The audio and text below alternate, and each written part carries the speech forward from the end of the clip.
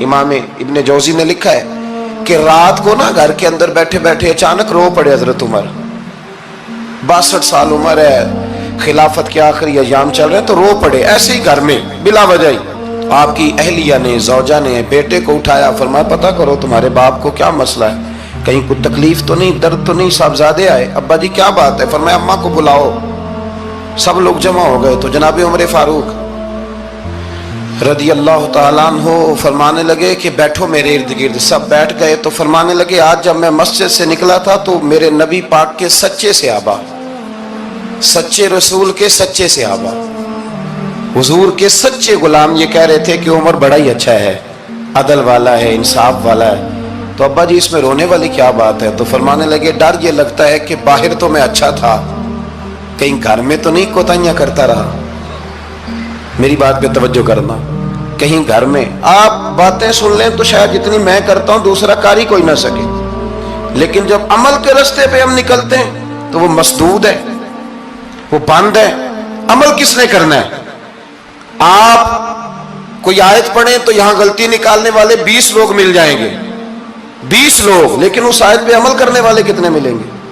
तो हजरत उमर फारूक रो रहे थे, कहने लगे कहीं तुम्हारे हुकूक तो नहीं पामाल करता रहा। तो आपकी अहलिया ने जब सुना तो वो कहने लगी उमर मुझे तो बड़ा पुराना शिकवा है, आपका जाहो जलाल इतना था मैं बात नहीं कर सकी। उमर तुमने सारा दिन मस्जिद में गुजार दिया और सारी रात निकाब ओढ़ के मदीने की गलियों में गुजार दी, मैं तो जिंदगी की कोई खुशी देख ही नहीं सकी।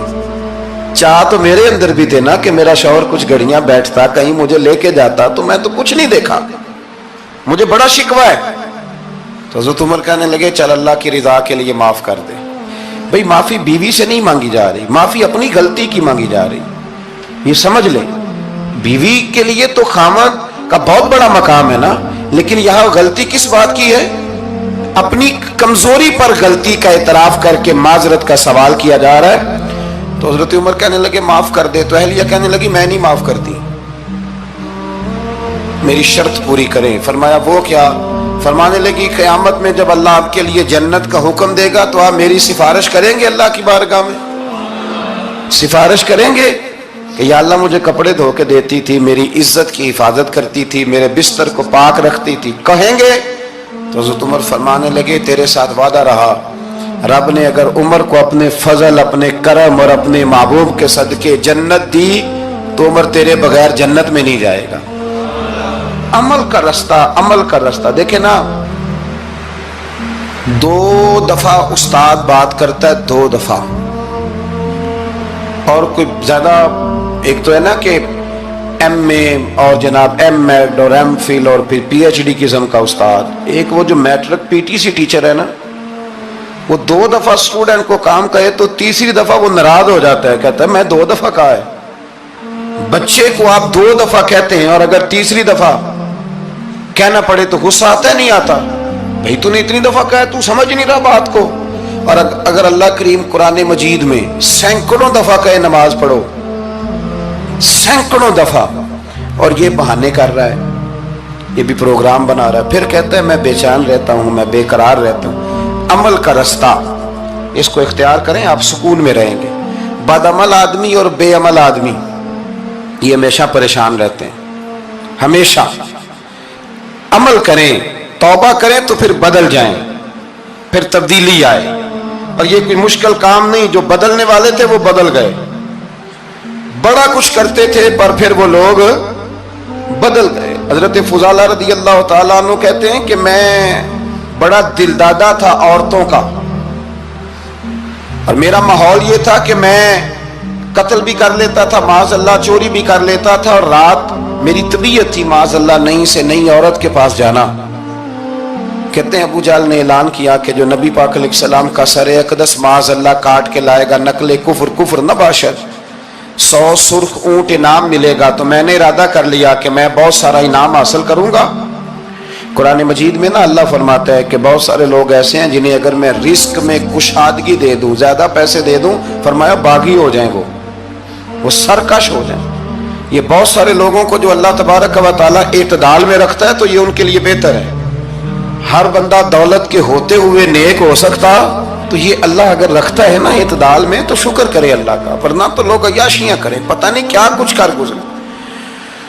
تو حضرت فضالہ کہتے ہیں کہ میں نے خنجر تیار کیا اور میں نے بغل میں اس کو چھپایا، اوپر میں نے چادر اوڑھ لی۔ اب مجھے پتا تھا ظہر کی نماز کے بعد نبی پاک صلی اللہ علیہ وسلم طواف کعبہ کے لیے، بیت اللہ شریف کے طواف کے لیے جاتے ہیں۔ کہتے میں بھی اس طرف بڑھا، رستے میں نا وہ خاتون جس کے گھر میں نے رات آنا تھا، میں نے دروازے پہ دستک دی، میں نے کہا کہ تیار رہنا، تیار رہنا، آج میں بڑے پیسے لے کے آؤں گا۔ اسے میں نے یہ کہا اور پھر میں چلا گیا بیت اللہ شریف کا طواف کرنے۔ کہتے ہیں اللہ کے محبوب بھی طواف کر رہے تھے تو میں نے بھی طواف شروع کر دیا۔ ارادہ یہ تھا کہ جہاں نبی پاک علیہ السلام میرے قریب سے گزریں گے تو موقع پا کر میں حضور کے جسم اقدس پر خنجر کھونپ دوں گا اور معاذ اللہ شہید کر دوں گا۔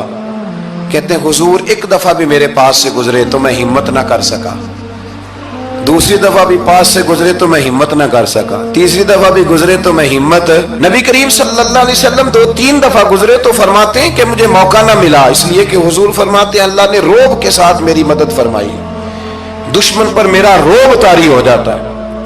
فرماتے ہیں جب چکر پورے ہو گئے تو محبوب کریم نہ چھٹے چکر پہ فرمانے لگے فضالہ چکر ایک رہ گیا ہے، بے خبر ہو جو غلاموں سے وہ آقا کیا ہے، ایک پھیرا رہ گیا ہے۔ کہتے طواف مکمل ہو گیا تو محبوب میرے قریب آئے، فرمایا وہ کام کرتے کیوں نہیں جس کے لیے آئے تھے؟ میں نے عرض کی یا رسول اللہ کون سا کام، کیسا کام؟ اندر تو چور تھا نا، بانج فقیروں کسے نہیں ماریا اے ہوئی چور اندر دا، اندر چور تھا نا۔ کہتے ہیں حضور نے مجھے کندھے سے پکڑ کے ہلایا، فرمایا کرتے کیوں نہیں؟ جب حضور نے ہلایا تو وہ خنجر بھی پیروں میں گرا اور میں بھی رسول اللہ کے پیروں میں گر گیا۔ میں نے کہا حضور مجھے کلمہ پڑھا دیں۔ کہتے ہیں حضور نے پہلے میرے دل پہ دست مبارک پھیرا، پھر میرے نبی نے مجھے کلمہ پڑھا دیا۔ اب نا مرید ہونے والا کہتا ہے کہ جی آہستہ آہستہ میں ٹھیک ہو جاؤں گا۔ اب وہ آہستہ آہستہ کا کیا ترجمہ ہے یہ بالکل سمجھ نہیں آتی۔ بھئی کسی بندے سے 5 لاکھ روپیہ لینا ہے تو اس سے وہ کہتا ہے جی میں آہستہ آہستہ دوں گا، 500 روپیہ دے دیا کروں گا روز کا، تو کہتے ہیں میری رقم خراب ہوتی ہے، پورے دو۔ اور نیکی کی بات جب آتی ہے تو کہتے ہیں حضرت صاحب دین اتنا سخت نہیں ہے، میں آہستہ آہستہ ٹھیک ہو جاؤں گا۔ اب میں مغربی شاپ پڑھنی شروع کر دیا میں نے، اب میں تسبیح لے لی ہے کل میں نے، بھی آہستہ آہستہ میں ٹھیک ہو جاؤں۔ یعنی رقم لینی ہو تو وہ آہستہ آہستہ قبول نہیں ہے، لیکن اور مکان کی رجسٹری اگر کرانی ہو تو مالک مکان کہے کہ آہستہ آہستہ کرا لو، کہتے ہیں پیسے پورے دیے، سویرے چل اور بیان دے۔ یہ کیا بات ہوئی؟ یہاں یہ جو ہمارا ماحول تھا نا کر لیں گے ہو جائے گا، یقین کریں لوگ قبروں میں چلے گئے ہیں پر مسجدوں میں نہیں آئے، ہر کام سے لوگ ریٹائر ہوئے پر گناہوں سے ریٹائر نہیں ہوئے، آخر تک تباہی اتر گئی لیکن لوگ بدلنے کو تیار نہ ہوئے۔ حضرت فضالہ کہتے ہیں ابھی میں نے کلمہ پڑھا، ابھی میں واپس آیا، رستے میں وہ بی بی کھڑی تھی، کہتے ہیں میں وہ شخص تھا کہ عورتیں مرتی تھی میرے اوپر اور کسی کی جرت تھی کہ وہ آئیں بائیں شائیں کرے، لیکن فرماتے ہیں میں بی بی کے پاس سے گزر گیا، پہلے تو اس کا خیال تھا رکے گا، لیکن جب میں رکا نہ تو دروازے پہ آئی، اور جب میں گزر گیا تو اس نے آواز دی، لیکن میں نے سنی انسنی کر دی، جب آگے بڑھا تو میرے پیچھے دوڑی۔ فرماتے ہیں مجھے پکڑ کے کہنے لگی فضالہ تجھے کیا ہوا، تو وہی نہیں جو یہاں سے گیا تھا؟ آپ فرماتے ہیں میں کبھی نہیں رویا تھا، میں کبھی نہیں رویا تھا، اور جب کہا نا تو وہی نہیں، کہتے میں نے سر اٹھایا تو میری آنکھوں میں آنسو تھے، میں نے کہا میں جو گیا تھا وہ نہیں ہوں، اب تو میں محمد عربی کا غلام بن گیا، اب میں وہ نہیں ہوں، اب نہیں ہو سکتا کہ کوئی میری نظر میلی ہو جائے، یہ کیسے ممکن ہے؟ اب نا اسلام کی تعریف ہم نے یہ کی ہے کہ خبردار کوئی ہمارے قریب نہ آئے، ہم کسی کو بات نہیں کرنے دیتے کہ ہم مسلمان ہیں، ہم بات نہیں کرنے دیتے۔ پتہ کیا بات ہے، ایک میری یہ تقریر ہوتی ہے ممبر پہ، اور ایک میرا عمل ہوتا ہے جب میں سفر کرتا ہوں، جب میں گاڑی میں بیٹھتا ہوں، جب میں دوستوں سے ملتا ہوں، جب ان دونوں باتوں میں تضاد آتا ہے نا، تضاد، تو لوگ تقریر کو جذبات نہیں کہتے، ایک فن بن جاتی ہے تقریر۔ آپ کو پتہ ہے نا وائزین نعت خواں کہتے ہیں میں نے محفل لوٹ لی، پھر لوگ شمار کرتے ہیں کتنے لوگوں نے سبحان اللہ کہی، پھر لوگ شمار کرتے ہیں کہ آج 5 بندے روئے بھی تھے جب میں تقریر کر رہا تھا۔ تو پھر یہ فن ہے، یہ جذبات کا اظہار۔ سمجھ لیں بات کو کہ عمل جب آپ نہیں نہ کرتے عمل، تو آپ خود بڑے بے چین رہتے ہیں کہ یار یہ میں کیا کر رہا ہوں، یہ کون سا گورکھ دھندا ہے کہ میرا عمل صفر ہوتا جا رہا ہے۔ ہمارے ایک استاد تھے تو وہ فرمایا کرتے تھے کہ اگر پڑھے لکھے آدمی کو تم بے عمل دیکھو تو اس سے دور ہٹ جایا کرو، ورنہ تمہیں بھی بے عمل کر دے گا۔ میں نے ان سے عرض کی، میں نے کہا حضور یہ کیا ہے؟ تو فرمانے لگے اپنے حضرت صاحب سے پوچھنا، وضاحت کریں گے۔ میں نے حضرت صاحب سے کہا جی عجیب بات کر دی ہے، علم والے بندے کے پاس بیٹھ کے تو علم آتا ہے۔ تو وہ فرما رہے تھے کہ علم والے بندے کے پاس اگر وہ بے عمل ہو تو بالکل نہ بیٹھنا۔ تو حضرت صاحب فرمانے لگا انہوں نے صحیح کہا ہے۔ اب بات بہت بڑی ہے، پتہ نہیں آپ کی سمجھ میں آتی ہے نہیں آتی، بہرحال کر دیتا ہوں۔ پڑھا لکھا بندہ اگر بے عمل ہو تو اس کے پاس، تو میں نے کہا حضور کیوں؟ فرمانے لگے اس لیے کہ وہ اپنی بے عملی پر بھی دلائل دے گا۔ حضرت عمر فاروق رضی اللہ تعالی عنہ، حضرت سیدنا ابو موسیٰ اشعری کہتے ہیں کہ میں نے نا صفائی کی، مال غنیمت کی میں نے صفائی کی، تو 1 دینار مجھے نا کہیں پڑا ہوا مل گیا۔ تو فرماتے ہمیں اجازت ہوتی تھی کہ 1 دینار ہم اپنی مرضی سے کہیں خرچ کر سکتے۔ حضرت عمر کے بیٹا گزر رہا تھا تو حضرت ابو موسیٰ اشعری کہتے ہیں میں نے صفائی کی تو 1 دینار نکلا، تو میں نے وہ 1 دینار نا حضرت عمر کے بیٹے کو دے دیا۔ میں نے کہا لو بیٹا اپنے چچا کی طرف سے تحفہ۔ تو گھر جا کے انہوں نے حضرت عمر کو بتایا کہ چچا نے پیسے دیے ہیں، چھوٹے بچے تھے۔ حضرت عمر نے حضرت ابو موسیٰ اشعری کو بلا لیا اور بلا کے فرمانے لگے میں تو تمہیں اپنا دوست جانتا تھا اور تو نے میری اولاد کو ہی دنیا دار بنانا شروع کر دیا، میرے بچوں کو ہی تم نے دنیا دار پیسوں پہ لگانا شروع کر دیا، میں تو تمہیں یار سمجھتا تھا۔ فرمایا تمہیں چاہیے تھا میرے بیٹے کو نصیحت کرتے کہ بیٹا پیسوں سے رب راضی نہیں ہوتا، اس کی رضا والے کام کیے جائیں تو رب راضی ہوتا ہے۔ اور فرمایا تمہیں کوئی اور گھر نہیں ملا تھا تباہ کرنے کے لیے، میرا ہی گھر ملا تھا، اٹھاؤ اپنا دینار اور خبردار آج کے بعد میرے بچوں کے ساتھ یہ والی نیکی نہ کرنا۔ اور ہمارا کیا سٹیٹس ہے؟ دوستی ہے یہ اس سے جو تحفے زیادہ دے، جو بچوں کو خراب کرنے میں مدد زیادہ کرے اس کے ساتھ یہ رہنا۔ حضرت عمر نے گھر پہ اور سب سے بڑھ کر اپنی ذات پہ توجہ کی۔ حضرت ابو مالک رضی اللہ تعالیٰ عنہ کہتے ہیں میں عمر کے پیچھے پیچھے ایک باغ میں گیا، اکثر اس باغ میں جایا کرتے تھے، اور عمر جا کے نا تو درخت کے نیچے بیٹھ گئے اور فرمانے لگے او امیر المومنین اللہ سے ڈر جا، ورنہ جس رب نے حکومت دی ہے وہ عذاب بھی بڑا دے گا، ڈر جا رب سے۔ کبھی ساری زندگی حضرت عمر نے اپنا کوئی تعارف نہیں کرایا، کبھی نہیں۔ ایک بندے نے آپ کے سامنے تعریف کر دی آپ کی تو فرمانے لگے تو خود بھی ہلاک ہوا اور مجھے بھی ہلاک کر دیا، کیا ضرورت پڑی ہے میری تعریفیں کرنے کی؟ اتنی دیر میری تعریف میں لگائی، اللہ کا ذکر کرتا رب تجھے ثواب دیتا، حضور پہ درود پڑھتا تو رب تیرے اوپر رحمتیں نازل کرتا، کس چکر میں ہے؟ آج جتنا اچھی کوئی خوشامد کرے اتنی اچھی وزارت ملتی ہے، جتنی اچھی اس کو جو ہے وہ چاپلوسی کرنی آیا درجہ بھی اسے اتنا ہی اچھا ملتا ہے۔ حضرت عمر فاروق رضی اللہ تعالیٰ عنہ آپ کے بیٹے کہتے ہیں، صاحب فتوح الشام نے لکھا ہے، آپ کے صاحبزادے کہتے ہیں میں نکلا تو میرے ابا جی نا اپنی پشت پر مشکیزہ رکھ کے کنویں سے پانی بھر کے آ رہے تھے۔ میں دوڑ کے آگے گیا، میں نے کہا ابا جی مجھے دے دے۔ فرمانے لگے بیٹا تیرا کیا خیال ہے، کوئی اور نہیں تھا مشکیزہ بھر کے لانے کے لیے، تیرا کیا خیال ہے؟ کہا ابا جی بڑے لوگ تھے پر آپ کیوں اٹھا رہے ہیں؟ فرمانے لگے نفس نا ذرا میرا بڑا ہو گیا تھا، اسے ذرا ذلیل کر رہا ہوں، ذرا اپنا محاسبہ کر رہا ہوں، یہ مجھے کہہ رہا تھا تو بڑی چیز ہے، تو میں نا ابھی مشکیزہ گھر رکھ کے آؤں گا، پھر تیری ماں نے مجھے کہا ہے کہ گھر میں لکڑیاں کوئی نہیں جلانے کے لیے، پھر میں جنگل سے لکڑیاں کاٹ کے لاؤں گا۔ اب میں امیر المومنین بن کے نا تو میرا نفس تھوڑا بڑا ہو گیا۔ اب یقین کریں ہمارا آزما خراب ہو جاتا ہے جب تک ہمارا تعارف صحیح نہ ہو، ہمارا تعارف ٹھیک نہ ہو، میں یہ ہوتا ہوں میں وہ ہوتا ہوں، چھوڑ مٹی دیں تے مٹی رہنا ہی، مٹی دیں تے مٹی رہنا ہی، ایویں کادی بلے بلے اج مٹی دے اتے بندیا تے کل مٹی دے تھلے۔ حضرت عمر فاروق اللہ اکبر، حضرت عمر جیسا بندہ 24 لاکھ مربع میل کا حکمران، اور شاہ روم کو خط لکھ کے کہتا ہے میں منت نہیں کرتا میں حکم دیتا ہوں، اتنا تگڑا بندہ جنگ قادسیہ کے لیے حضرت سعد بن ابی وقاص کو بھیجا، فتوح الشام پڑھ کے دیکھیں۔ حضرت عمر بڑے پریشان ہیں، اتنے دن ہو گئے کوئی رپورٹ ہی نہیں آئی۔ اب تو موبائل ہے نا، ایک ایک منٹ کی رپورٹ لیں آپ، بلکہ آپ ایک منٹ کی فوٹو لیں، آپ رپورٹ تو دور رہ گئی۔ حضرت عمر فاروق رضی اللہ تعالیٰ عنہ بڑے پریشان ہیں کہ قادسیہ میں حضرت سعد بن ابی وقاص کے ساتھ لوگ جہاد کرنے گئے، رپورٹ کوئی نہیں آ رہی۔ اتنے پریشان تھے کہ باہر نکل کے نا اس رستے پہ بیٹھ جاتے جو رستہ قادسیہ کی طرف سے آتا تھا، اس جو بھی آتا جاتا پوچھتے جنگ کے کیا حالات ہیں۔ ادھر جب اللہ نے فتح دے دی نا تو حضرت سعد بن ابی وقاص رضی اللہ تعالیٰ عنہ نے نا ایک قاصد کو خط دے کے بھیجا، کہنے لگے عمر کے پاس جاؤ، انہیں اطلاع دو کہ الحمدللہ اللہ نے اسلام کو فتح عطا کر دی۔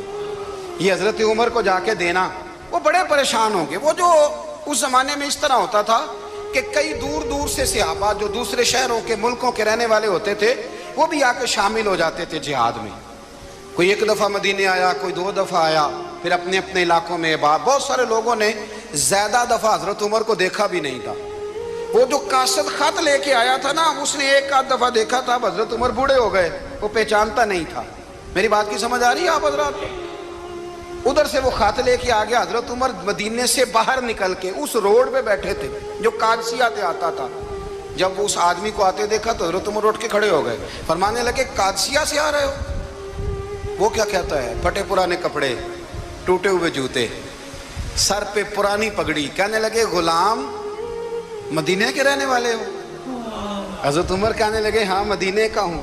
کہا میں قادسیہ سے آیا ہوں، الحمدللہ اللہ نے اسلام کو فتح دے دی ہے، الحمدللہ کفر کی کمر ٹوٹ گئی ہے۔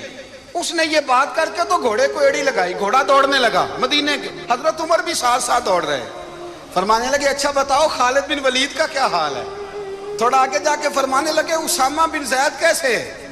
وہ کہتے ہیں ٹھیک ہے۔ پھر اس نے اور گھوڑا، عمر ساتھ ساتھ دوڑ رہے ہیں، ساتھ ساتھ 24 لاکھ مربع میل کا حکمران، ایک جوتا پیر سے نکل گیا، عمر دوڑ رہے ہیں۔ آگے جا کے پوچھتے ہیں سعد بن ابی وقاص کا کیا حال ہے؟ کہا حضور وہ بھی ٹھیک ہے۔ کتنے لوگ میرے شہید ہو گئے مسلمانوں میں سے؟ کہنے لگا صحیح گنتی کا نہیں پتا، یہ لفظ ادا ہوتے ہوتے مدینے کی سرحد آ گئی۔ لوگوں نے عمر کو گھوڑے کے ساتھ دوڑتے دیکھا تو کہا امیر المومنین کیوں دوڑ رہے ہیں؟ وہ غلام چھلانگ لگا کے نیچے آیا، قدموں میں بیٹھ گیا، کہنے لگا حضور آپ نے بتایا ہی نہیں آپ امیر المومنین ہیں۔ آپ فرمانے لگے کیا بتاتا؟ میں تو اونٹ چرانے والے کا پتر ہوں، کیا بتاتا؟ وہ عمر ہوں جس نے اپنے گناہوں کا حساب دینا ہے، کیا بتاتا؟ جو سعد بن ابی وقاص کو جہاد پہ بھیج کے خود بزدلوں کی طرح گھر میں بیٹھا ہے، کیا بتاتا؟ کوئی حیثیت نہیں، کوئی تار۔ تو نے اچھا کیا، تو مجاہد تھا، مجھے ساتھ ساتھ دوڑایا، تو نے اچھا کیا۔ جتنے لوگ تھے چیخیں مار کے رونے لگے۔ حضرت فاروق اعظم سے کہنے لگے عمر جب تک تیرے جلوے رہیں گے اللہ کامیابیاں ہی عطا فرمائے گا، جب تک تیرا رنگ رہے گا اللہ تعالیٰ نوازتا ہی رہے گا۔ کچھ نہیں، کبھی اپنا آپ ظاہر ہی نہیں کیا۔ بہت بڑے تھے، بہت بڑے تھے حضرت عمر، بڑے تھے، لیکن ساری زندگی اپنے محاذ۔ حضرت ابو رافع غلام تھے، قرآن پاک بڑا سونا پڑھتے تھے۔ حضرت عمر جب بھی انہیں ملتے کہتے ابو رافع تو عمر سے اچھا ہے، قرآن بڑا شاندار پڑھتا ہے۔ تو وہ کہتے حضور اگر میں قرآن صحیح پڑھتا ہوں تو آپ کو قرآن کی تشریح زیادہ صحیح آتی ہے، آپ بھی تو مجھ سے افضل ہیں۔ تو آپ فرماتے نہیں پھر بھی تو مجھ سے افضل ہے۔ کیوں؟ اس لیے کہ تو اپنے غلام اپنے آقا کی نوکری بھی ٹھیک کرتا ہے اور رب کی عبادت بھی ٹھیک کرتا ہے، اور مجھے خالص صرف عبادت کرنی ہوتی ہے وہ بھی ٹھیک نہیں کر پاتا۔ ساری زندگی اپنا محاسبہ، ساری زندگی اپنے گریبان میں دیکھا، ساری زندگی اپنے آپ کو پرکھا، اپنے آپ کو ٹٹولا۔ 62 سال عمر بیت گئی۔ حضرت حذیفہ بن یمان ایک صحابی تھے، میرے نبی کریم علیہ السلام نا ان سے راز کی باتیں کرتے تھے۔ ہر بندے کا ہاضمہ ٹھیک نہیں ہوتا، سب سے راز کی بات نہیں کرنی چاہیے۔ حضرت حذیفہ بن یمان کہتے ہیں حضور راز کی باتیں بتاتے ہیں۔ مدینہ منورہ میں جو منافقین تھے ان کی لسٹ بھی نبی پاک نے حضرت حذیفہ بن یمان کو دی تھی۔ جب کوئی مشکوک آدمی مر جاتا نا تو صحابہ کہتے ہیں ہم دیکھتے اگر حضرت حذیفہ نے جنازہ پڑھا ہے تو ہم بھی جنازہ پڑھ لیتے۔ نبی پاک نے بھی کچھ جنازے نہیں پڑھے، ترمذی میں ہے، فرمایا عثمان سے جو بغض رکھے اس کا جنازہ نہیں پڑھیں گے۔ حضرت حذیفہ بن یمان اگر جنازہ پڑھتے تو لوگ پڑھتے، وہ نہ پڑھتے تو لوگ جنازہ نہ پڑھتے۔ حضرت حذیفہ بن یمان کہتے ہیں جناب عمر فاروق کی خلافت کے آخری ایام تھے، کچھ دنوں کے بعد وہ شہید ہو گئے۔ فرماتے ہیں آدھی رات کا وقت تھا، میں گھر میں سویا تھا بڑا بے فکر، اچانک میرے دروازے پہ دستک ہوئی، میں گھبرا کے اٹھا، اتنی رات کو کون آیا؟ کہتے ہیں قربان جاؤں، دروازے پہ گیا تو امیر المومنین فاروق اعظم دروازے پہ۔ میں نے کہا عمر کوئی حکم تھا تو مجھے بلا لیتے۔ کہنے لگے میں نا امیر بن کے نہیں آیا، تیرا ویر بن کے آیا ہوں۔ امیر المومنین کی حیثیت سے سرکاری کام سے بلاتا تو وہاں بلاتا، مجھے ایک ذاتی کام پڑ گیا۔ کہتے ہیں میں نے عمر کو گھر کی اندر بلا کے چارپائی پہ بٹھایا، میں نے کہا حضور میں غریب آدمی ہوں، میں کیا آپ کے کام آ سکتا ہوں؟ تو کہتے ہیں انہوں نے نا مجھے ساتھ بٹھا لیا، پھر میرا ہاتھ پکڑ لیا، کہنے لگے تو عمر کو جانتا ہے؟ عمر جھوٹ نہیں بولتا۔ تو جانتا ہے؟ عمر وعدوں کا پکا ہے۔ کہا حضور جانتا ہوں۔ کہا میں اس وقت آیا ہوں جب دیکھ بھی کوئی نہیں رہا۔ حضرت حذیفہ بن یمان کہتے ہیں پریشان ہو گیا، حضور پہلیاں نہ بجھوائیں، مہربانی کریں بتائیں کدھر آئے ہیں؟ حضرت عمر فاروق فرمانے لگے 62 سال کا ہو گیا ہوں، 63 میں چل رہا ہے، داڑھی سفید ہو گئی ہے، پھل پک گیا، اٹھ فریدہ ستیا، داڑھی آ گئی پور، اگا نیڑے آ گئی، پیچھا رہ گئی دور، اب قبر اشر کا معاملہ صاف نظر آنے لگا ہے۔ کہا حضور مجھ سے کیا چاہتے ہیں؟ حضرت عمر رو پڑے، کہنے لگے آج میں عشاء کے بعد نکلا ہوں تو نبی پاک کے صحابہ مجھے نیک کہہ رہے تھے، پھر میں نے بچوں کی ماں سے اور بچوں سے بھی پوچھا ہے، وہ بھی مجھ سے راضی ہیں، پر حذیفہ تیرے ساتھ نبی پاک راز کی باتیں کرتے تھے، سچ بتا کہیں عمر کا نام منافقوں میں شامل تو نہیں؟ سچ بتا ان منافقین میں تو شامل نہیں، کہیں اوپر سے تو نہیں سارا کچھ؟ حضرت حذیفہ بن یمان کہتے ہیں میں باپ کے مرنے پہ اتنا نہیں رویا جتنا عمر کے سوال پہ رویا۔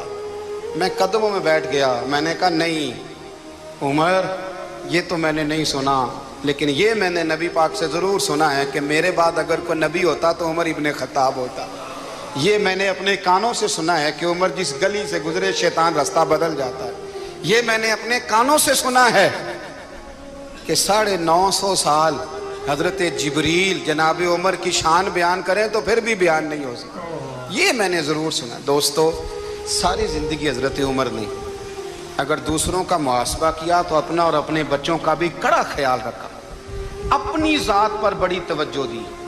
جو لوگ اپنا بھول جاتے ہیں نا، ہمیں اپنی صحت کا بڑا خیال ہے لیکن اپنی روحانی زندگی کا کوئی خیال نہیں ہے، قلبی زندگی کا کوئی تصور نہیں ہے۔ آپ یقین کریں موٹا آدمی کمزور ہونے کے لیے جدوجہد کر رہا ہے، کمزور طاقتور ہونے کے لیے، لیکن جس کو کتنے دن بیت گئے اللہ رسول کی یاد میں رویا ہی نہیں، کتنے دن بیت گئے نہ سننے کو دل ہی نہیں چاہا، جسے مہینوں بیت گئے اور قرآن پاک کی طرف نظر ہی نہیں گئی، وہ فکر مند ہی نہیں۔